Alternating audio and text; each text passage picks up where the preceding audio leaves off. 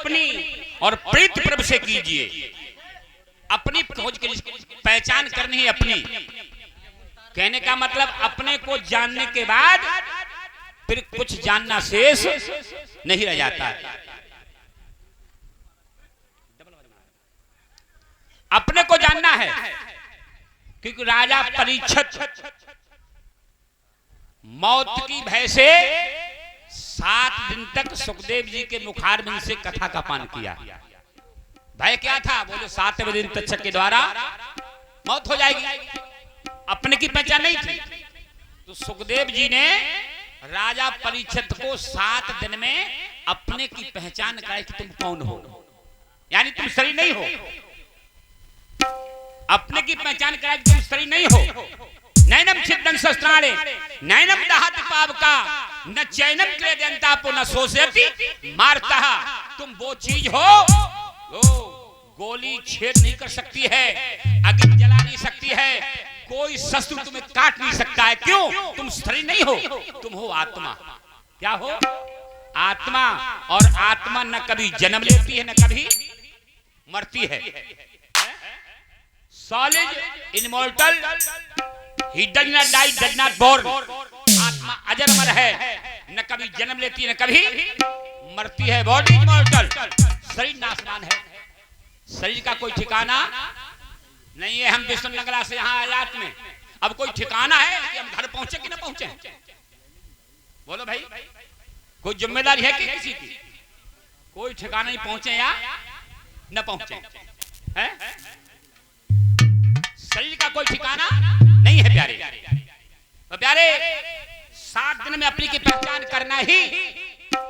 परीक्षित को सुखदेव ने कथा सुनाई, वो अपने का परिचय दिया। प्यारे तुम वो हो जो मरोगे नहीं। क्यों? न तो तुम पुरुष हो, आत्मा न पुरुषलिंग है न स्त्रीलिंग है और न नपुंसक लिंग है।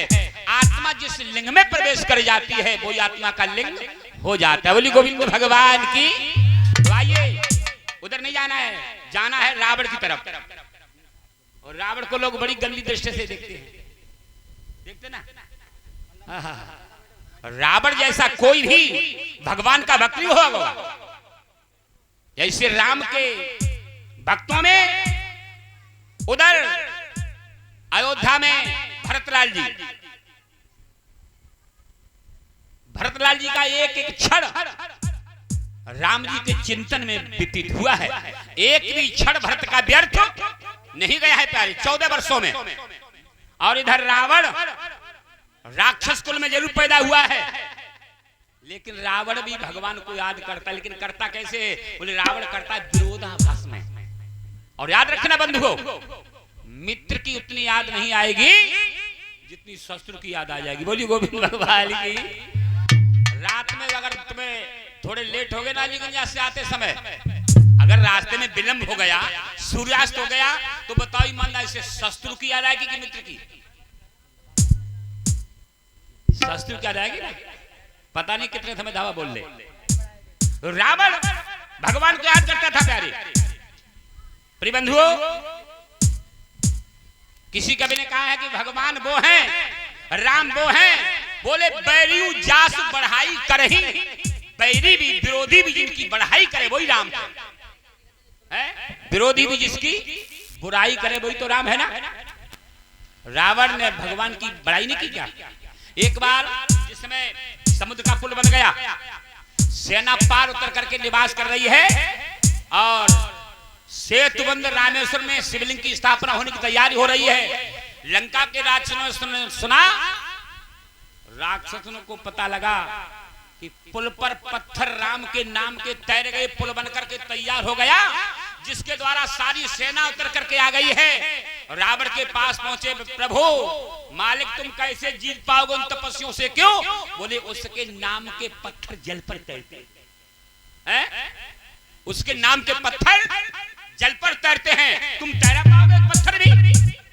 रावण ने कहा मैं भी तैरा दूंगा। बोले चलो। रावण भी अपने साथियों को लेकर के पहुंचा समुद्र के किनारे पर और रावण ने अपना नाम लिखा। काय पर लिखा? पत्थर पर।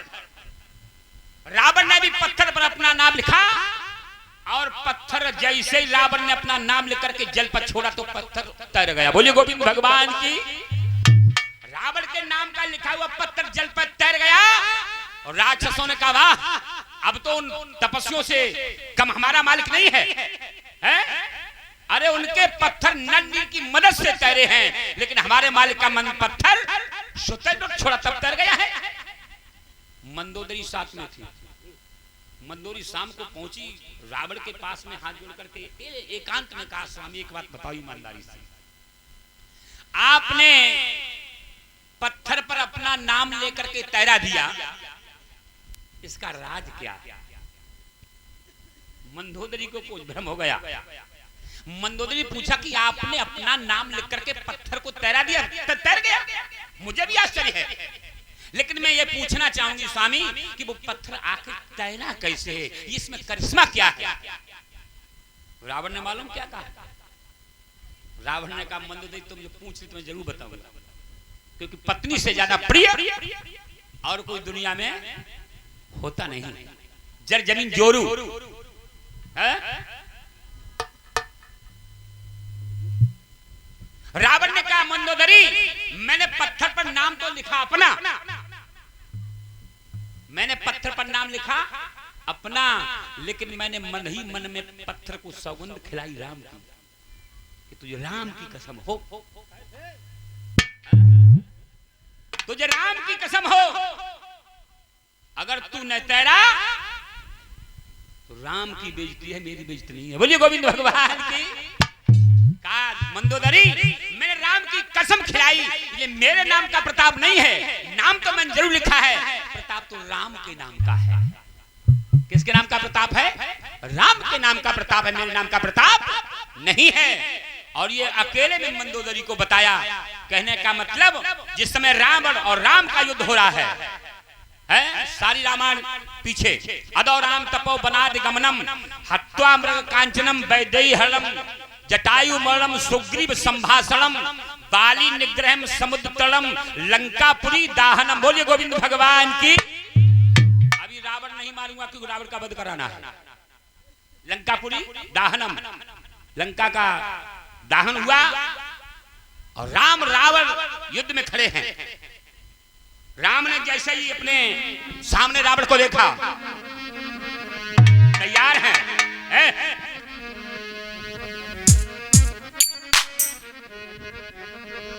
अरे इस समय राम ने जैसे ही और तरकस से बाण निकाला,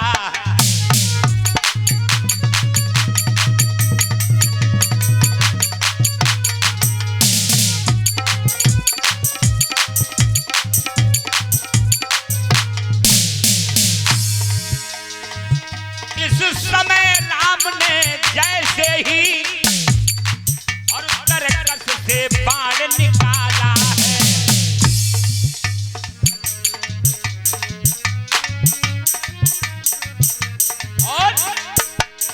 और दूसरे हाथ से कंधे से जैसे ही धनुष उतारा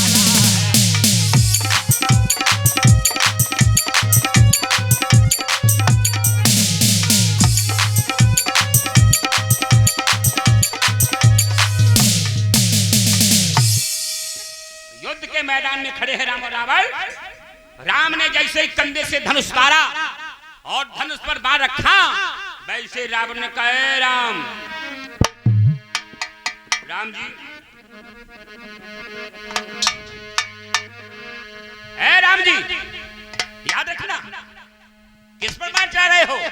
रावण ने राम को ललकारा, रावण पर बाण चलाने का अरे राम उपाय नहीं करना,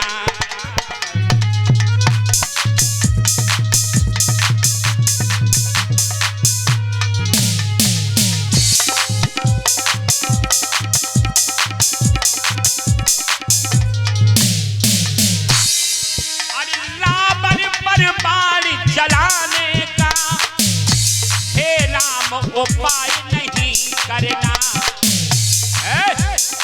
दशरथ नंदन सावधान और ऐसा अन्याय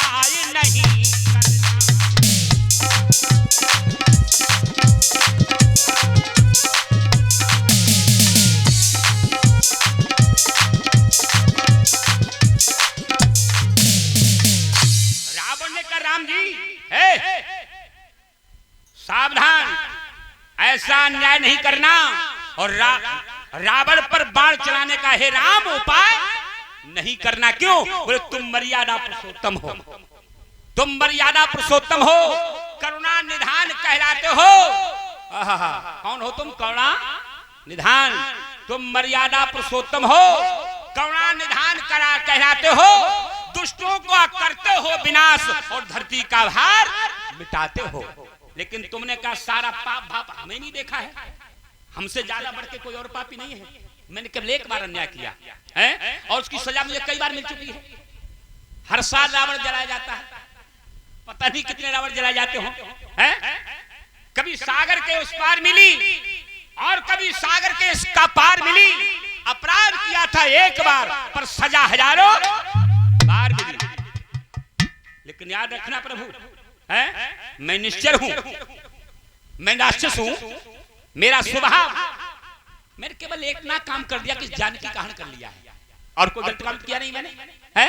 मैं राक्षस हूं, मेरा स्वभाव धमकाता था, डरपाता था, मेरी पटरानी बन जाओ ये कह करके समझाता था। लेकिन जब भी जाता था पास कभी तो पत्नी को लेकर जाता था। रावण ने कहा मैं जब भी सीता के पास गया हूं तो पत्नी को लेकर के गया हूं, अकेले कभी नहीं गया। विचार करिएगा, अगर तुम्हारे साथ में पत्नी है तो तुम्हारा मन विचलित नहीं हो सकता। बोलिए गोविंद भगवान की। रावण ने कहा राम जी जिसको अपराध कहोगे तुम, ऐसा तो कुछ भी हुआ नहीं। अब देखिए युद्ध के मैदान में है, कहा जिसको अपराध कहोगे तुम, ऐसा तो कुछ भी हुआ नहीं। लंका में मैंने सीता को एक उंगली से भी छुआ नहीं है, ये प्रमाण है। मैंने लंका में सीता को एक उंगली से भी नहीं छुआ है। और याद रखो राम जी, अगर तुम मारना ही चाहते हो, दुनिया में बहुत दरिंदे हैं, पता नहीं अब कितनी बालाओं का अपहरण हो रहा है, कितनी बालाओं का मर्डर हो रहा है? मेरा कहना है कि इस देश में द्रोही और हुए और पहले तुम उस पर वार करो।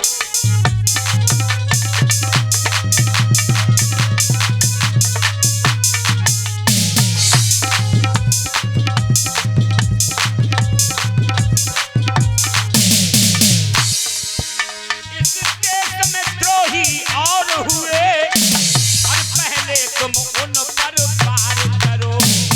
राम जी अरे मैं बख्श खोल कर खड़ा हुआ, रावण तब मुर पर वार करो। खड़ा हुआ राघव तब मुझ।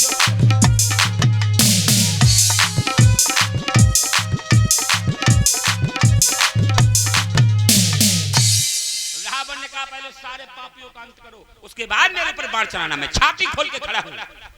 युद्ध के मैदान में खड़े हैं प्यारे। और इधर जब राम जी ने अंतिम बाण मारा, विभीषण ने काफी समय के बाद राम जी को बताया 31 बाण छोड़ रघुवीरा तब मरे रावण बल वीरा। राम जी ने 31 बाणों से प्रहार किया, रावण की नाभि का अमृत सूखा, रावण जमीन पर गिर गया। बोला हे राम जी तुम ये क्या कर रहे हो? जन्म देते हो अच्छे कामों के लिए और फिर सता रहे हो। मुझे जन्म किसने दिया? तुम्हें दिया है क्यों? बोले तेरी सत्ता के बिना। राम जी बोले तेरी सत्ता के बिना सब में तेरी सत्ता है ना। हे प्रभु मंगल मूल और पत्ता तक हिलता नहीं, खिले नए कऊ। जब तुम्हारी सत्ता के बिना एक भी पत्ता नहीं हिल सकता है, एक भी फूल नहीं खिल सकता है, आदमी आदमी का मन कैसे कर सकता है? तुम्हारी तो कृपा है ना, आपकी तो कृपा है ना प्रभु। रावण ने अंत में कहा प्रभु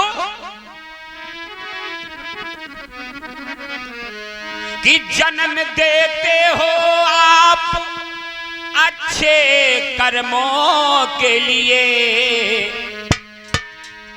अरे जन्म देते हो आप अच्छे कर्मों के लिए, जन्म दे करके, अरे जन्म दे करके सताने का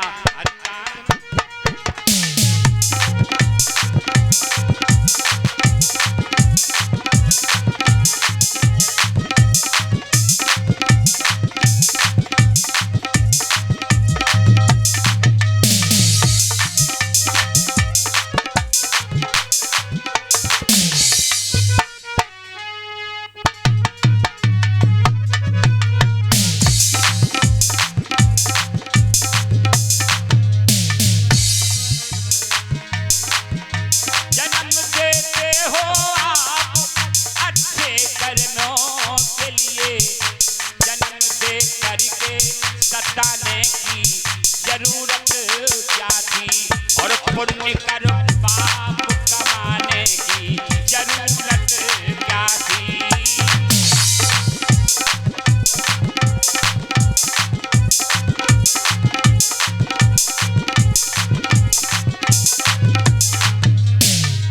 रावण ने कहा प्रभु जन्म देते हो आप अच्छे कर्मों के लिए, और जन्म दे करके सताने की जरूरत क्या थी, पुण्य कर पाप कमाने की